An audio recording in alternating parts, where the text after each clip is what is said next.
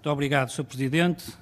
Voltar a cumprimentar o Sr. Ministro agora por ser a sua primeira audição regimental na Comissão de Defesa.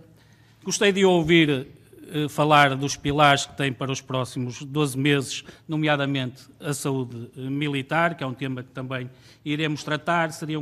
Até iria iniciar por aí, mas uma vez que o Sr. Ministro já falou, vou a um ponto que o Sr. Ministro não falou e que, estranhamente, porque de todas as audições que tivemos aqui com os vários chefes de Estado-Maior, ressaltou aqui, para além da Lei de Programação Militar, que terá audição própria, e da Lei de Programação de Infraestruturas Militares, que também irá ser tratada, o grande problema das Forças Armadas para eles é falta de efetivos.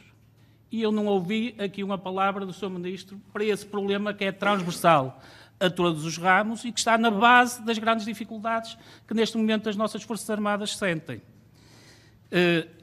A falta de efetivos, a questão da atratividade dos jovens voluntários para o Serviço Nacional de Defesa e o que é que tem sido feito para que esses jovens tenham e entrem numa carreira que, no entender deles, não é uma carreira, é uma situação precária. E, de facto, o Governo decidiu aumentar a remuneração base dos militares contratados para as Forças Armadas de 583 para 635 euros, uma medida que visa atrair mais jovens para as fileiras. É que, das razões invocadas pelos chefes dos Estados-Maiores para o abandono precoce da maioria dos voluntários, são 3 questões. Primeiro, o pagamento inicial nos 2 a 3 primeiros meses aos praças. O segundo aspecto...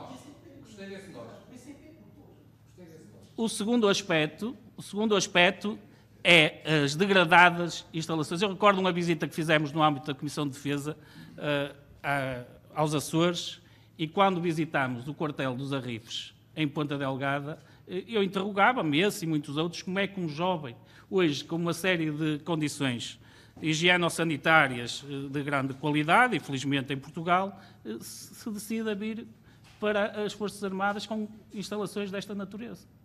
Outro aspecto é o conservadorismo que existe nas Forças Armadas, nomeadamente às novas tecnologias.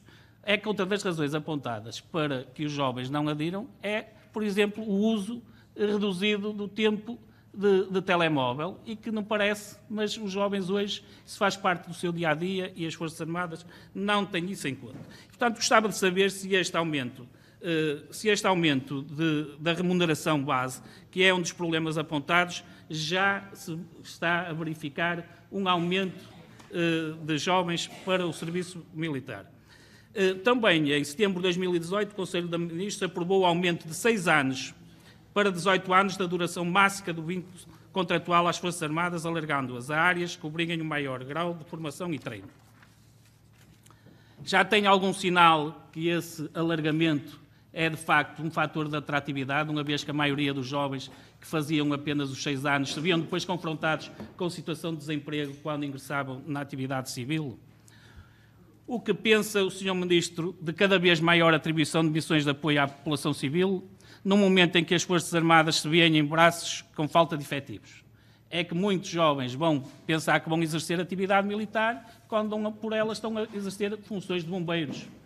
E, portanto, isto é um problema que se coloca e que é dissuasor deles entrarem na carreira militar. Aproveitamos, assim, neste âmbito, para perguntar como está a preparação dos militares para a época de combate em centros florestais que se aproxima, se já estão devidamente equipados, qual será o envolvimento previsto e de que modo. E se confirma que a Força Aérea, já falámos disso antes, irá fazer a gestão dos meios de combate a incêndios este ano. Finalmente, outras questões a que o Sr. Ministro estará, por certo, alheio, uma vez que é pouco tempo ainda que está nestas funções, mas gostaria de lhe perguntar qual a razão para, estando nós em fevereiro, não estar ainda aprovado o efetivo das Forças Armadas para 2019, que deveria ter saído até julho de 2018. Como podem as Forças Armadas fazer planeamento de admissões, gestão de efetivo, se não sabem que efetivos estão autorizadas a ter? Qual é o problema que justifica disto? Porque, de certeza, não é porque os ramos militares não tenham proposto os números. Que justificações tem a defesa e que medidas para o facto do Exército ter menos de 2.500 militares do que deveria ter? É falta de recrutamento ou são outros condicionamentos, como estes já foram recebidos? Que medidas preconiza o Ministro da Defesa Nacional para conferir estabilidade ao efetivo militar? Estamos perante um cenário em que é previsível e objeto de planeamento, capacidade de gestão e renovação do equipamento, mas em termos de pessoal temos, de facto, um déficit. Estamos a renovar o equipamento para um déficit de efetivos, Sr. Ministro. Parece que há aqui alguma contradição. Que ideia tem ainda o Ministro da Defesa relativamente à extensão das áreas de regime de contrato especial? Vai ser uma medida com o mesmo nível de aplicação que teve com a configuração anterior, que foi anunciada com pompa e circunstância e que só foi utilizada pelos capelães? E que razões de fundo tem o Ministro da Defesa para justificar o facto da formação de sargentos, ao contrário do preconizado pelo ENFAR desde 2015, ainda não estar configurada para o nível 5 de âmbito superior? Estas são algumas perguntas na área dos efetivos. Na área da saúde, o Sr. Ministro já falou, para nós é também extremamente importante a degradação a que chegou o IASFA. Sobre o GAFAR, a minha colega Conceição Roão irá fazer uma intervenção mais aprofundada, mas, de facto, o relatório do Tribunal de Contas é arrasador para o IASFA. 76 milhões de euros de dívidas, que evoluiu a um ritmo de 1,3 milhões mensais e que, em caso aos prestadores de saúde, era de 69 milhões, ou seja, 91% do passivo.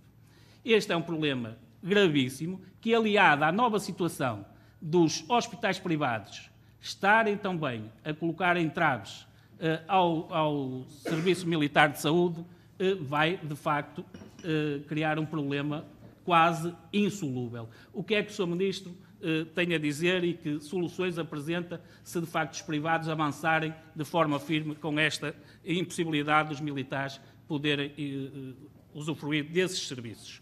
É que a Associação de Oficiais das Forças Armadas já saiu com um comunicado, o Sr. Ministro também já apresentou algumas situações, mas que, nomeadamente essa de defender que os diversos ramos é que terão que pagar a sua saúde, com verbas de 4,2 milhões de euros, mas como é que pretende, de facto, resolver esse problema?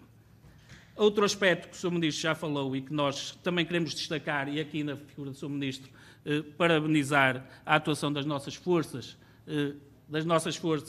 na República Centro-Africana, o Sr. Ministro irá privilegiar, como o seu antecessor, as missões da ONU em detrimento das missões NATO.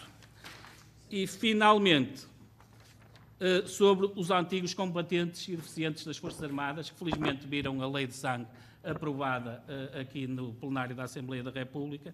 O Sr. Ministro já disse que tem o diploma que visa consagrar o Estatuto do Combatente.